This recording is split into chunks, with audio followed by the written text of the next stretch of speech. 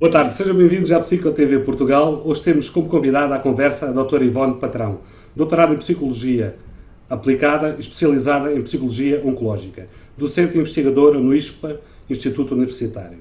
Muito boa tarde, doutora, e muito obrigado por ter aceito o nosso convite.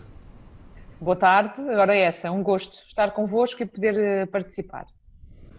Para hoje, propomos para a nossa conversa o tema sobre os comportamentos online durante o isolamento social devido ao Covid-19.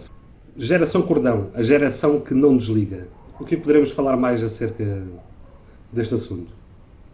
O projeto da Geração Cordão é um projeto que existe desde 2010, portanto faz este ano 10 anos, em plena pandemia, onde eu nunca pensei que estaria a recomendar, no fundo, que as pessoas estivessem mais ligadas ao online, até porque o Geração Cordão é um projeto que visa perceber o que é que se passa com comportamentos problemáticos online, sobretudo da dependência, das questões da segurança online, e focou-se muito, este termo da Geração Cordão, focou-se muito no que é esta dependência emocional dos ecrãs, em crianças e jovens, e neste momento percebemos que não são só as crianças e os jovens, não é? Já temos aqui uma faixa de adultos ou de jovens adultos que também têm esta questão da dependência emocional dos ecrãs, que têm a dificuldade de manter a sua funcionalidade e desenvolver o seu projeto de vida e manter no fundo, um equilíbrio entre a vida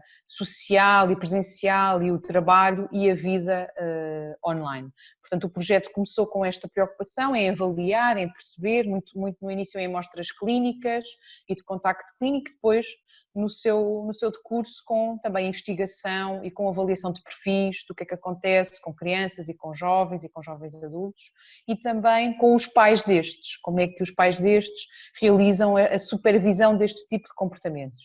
De facto, temos descoberto aqui algumas coisas bastante interessantes, desde logo esta, que interessa aqui perceber em tempo de Covid, que as crianças e os jovens têm uma literacia digital bastante elevada, digamos assim, em contraponto, os seus pais, na maioria, não. E há aqui uma diferença geracional. Os pais não foram crianças e jovens que cresceram com a tecnologia, mas estas crianças e estes jovens já cresceram efetivamente com a tecnologia. E podemos ter famílias em que os pais não estão a perceber nada do que está a acontecer e os filhos estão a perceber tudo o que está a acontecer quando temos um computador ou quando temos um smartphone à frente ou quando temos uma consola ou o que seja. E logo esta comunicação fica aqui difícil. Podem-se gerar alguns conflitos ou então, em algumas situações até se pode gerar de forma positiva alguma partilha. Dos pais também irem aprendendo com os filhos e permitirem-se perceber quais são os hobbies que eles têm online e assim também conhecer mais os filhos. Claro que este é o lado positivo.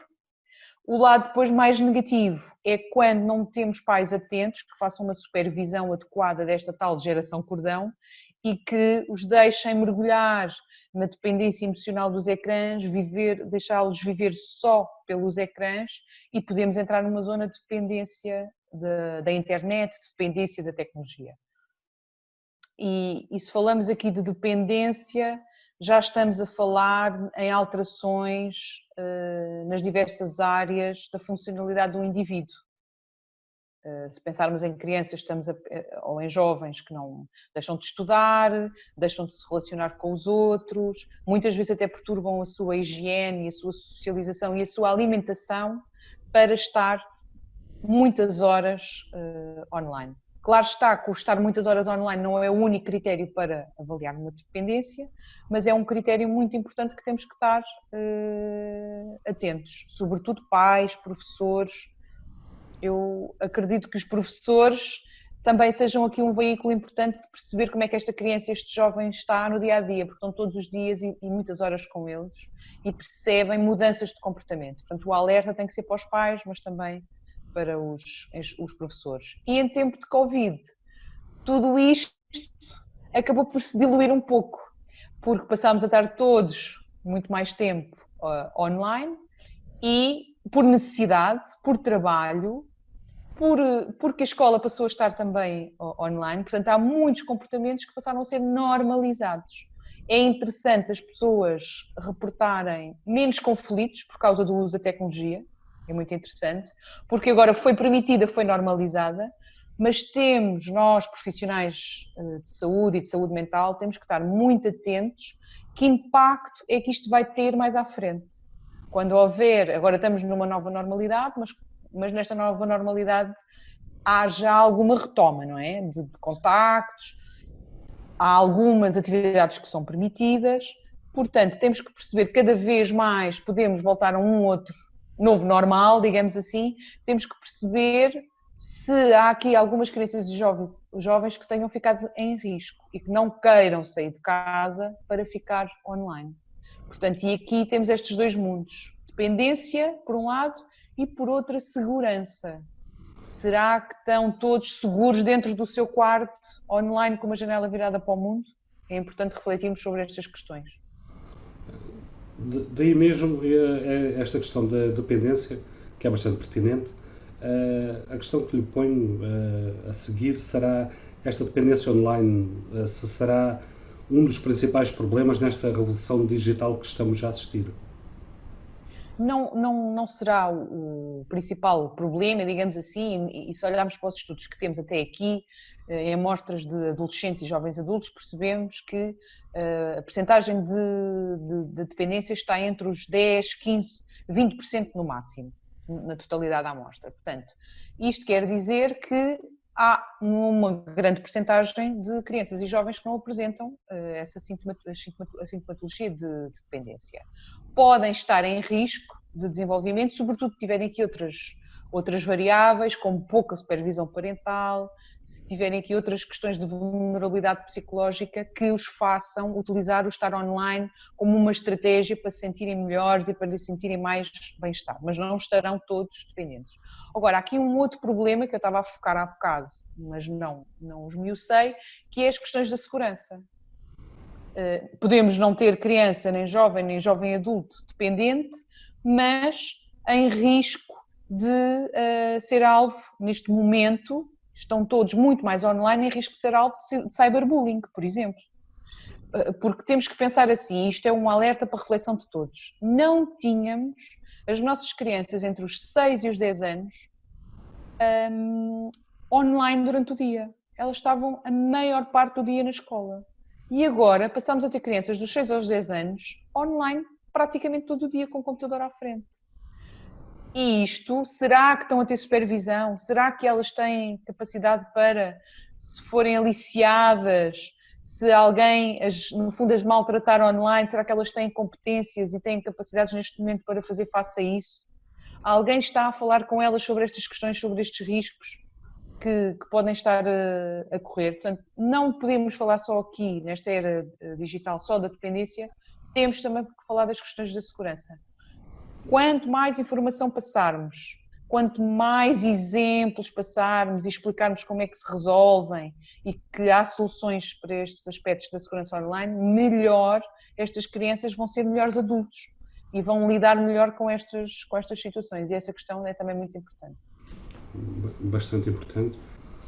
Mudando aqui um pouco o tema, vamos falar acerca de doentes oncológicos que neste momento poderão, os dados que temos são que o aumento da ansiedade em termos gerais da população portuguesa aumentou.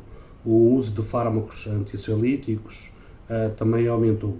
Os doentes oncológicos por si só já nutrem alguma ansiedade devido ao problema do cancro que enfrentam. O que lhe queria expor é o problema de aumento de ansiedade devido à pandemia do Covid-19 afetou também muito os doentes oncológicos? A minha resposta é claramente sim.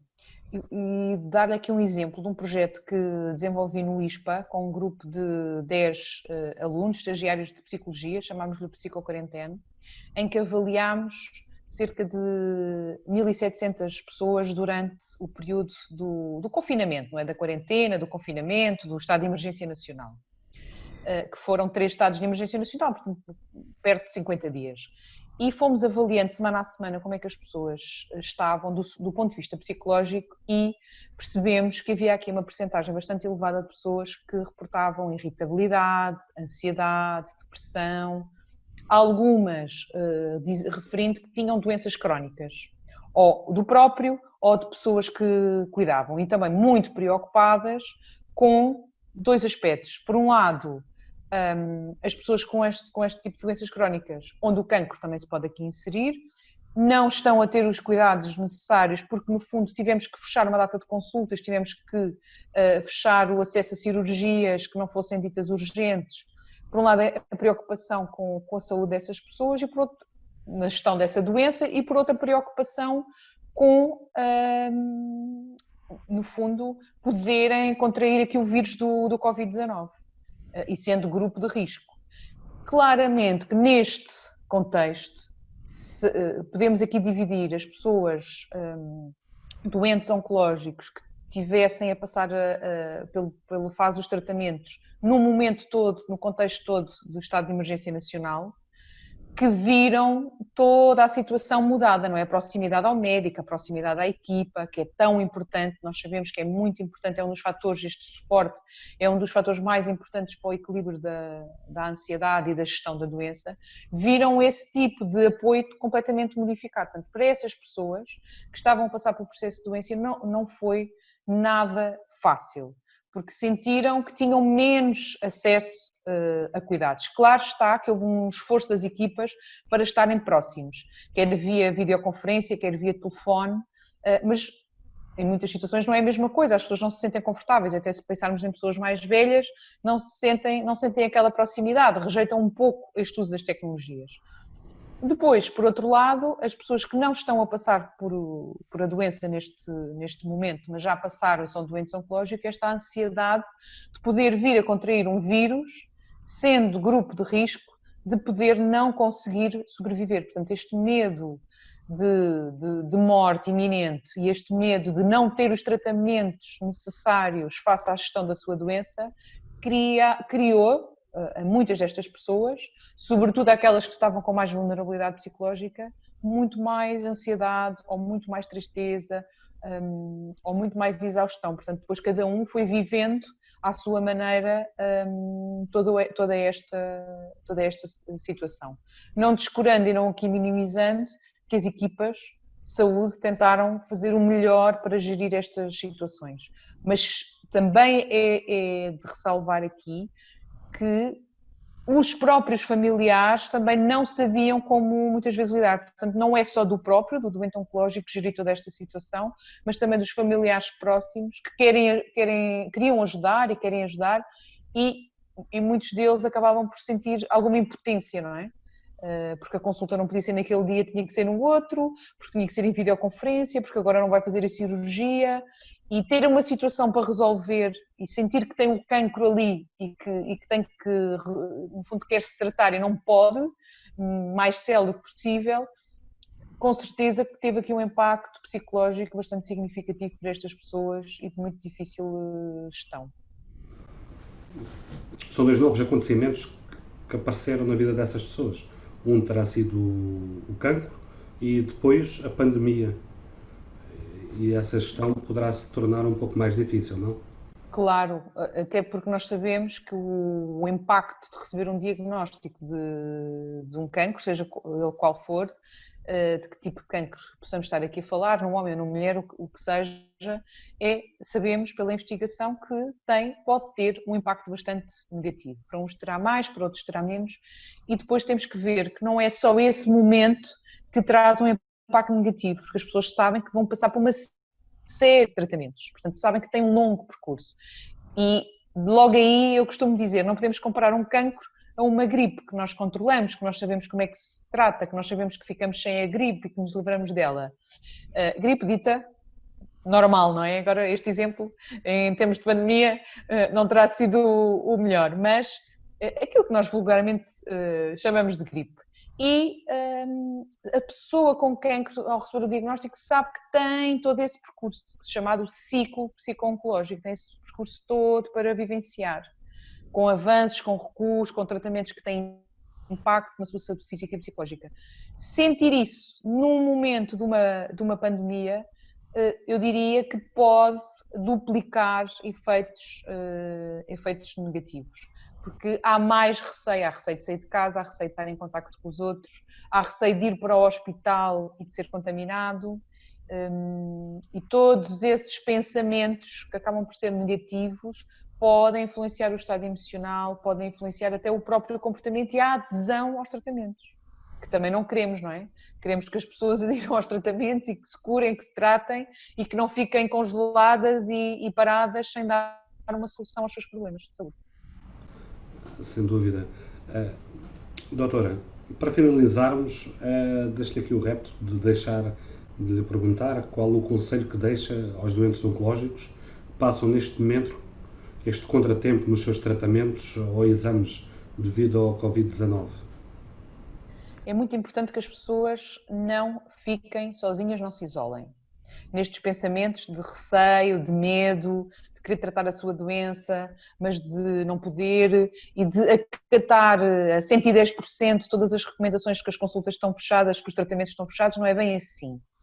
Deve-se entrar sempre em contacto com a equipa médica, com o hospital de referência que assiste a pessoa e tranquilizar-se e perceber se a consulta pode ser para dali um mês, se a consulta pode ser em videoconferência, se a consulta tem que ser presencial e a pessoa tem que ser avaliada, se tem que fazer mais exames. O isolamento, nestas situações, o isolamento, ou seja, o afastamento do suporte e da equipa é sempre negativo, porque no fundo a pessoa fica sozinha, sem partilhar e sem dialogar, sem comunicar, ruminando no fundo os seus pensamentos, isso não é nada positivo. Portanto, devem sempre entrar em contacto com as equipas que lhes assiste nos diferentes hospitais. Quanto mais não seja, se está num processo muito inicial, também podem entrar em contacto com o médico de família ou o médico de referência, no sentido de desmistificar como é que o processo se pode agilizar da melhor forma e não dar por certo, lá porque estamos em Covid, então não fazemos nada. Até porque pode haver aqui situações das pessoas que já estavam receosas do tratamento do cancro e já estavam aqui com uma baixa adesão ao próprio tratamento e quase que o Covid pode vir aqui mesmo a calhar, mesmo a jeito, depois trato disto. Isto não pode ser. Portanto, o Covid não pode nem satisfazer este tipo de pensamentos, porque a saúde pode ficar bastante prejudicada, mas também não pode ser o fator primeiro de receio que a pessoa efetivamente não se trate e que tem disponível uma equipa que a pode ajudar. Portanto, os hospitais já estão também apetrechados para nos receber de uma forma, no fundo, segura e que as pessoas consigam ir a consultas e fazer os procedimentos que têm que fazer, sobretudo nestas situações mais emergentes. Portanto, a pessoa não deve deixar de contactar, até porque se o faz pode ficar mais ansioso e isso prejudica a sua saúde psicológica e no futuro também a sua saúde física. Doutor Ivone, muito obrigado por ter aceito o nosso convite.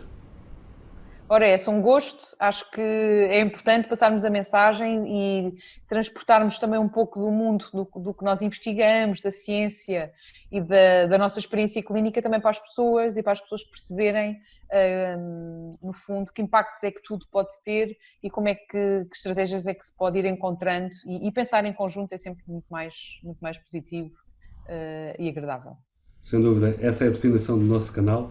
Muito obrigado e até sempre e fique em segurança. Muito obrigada.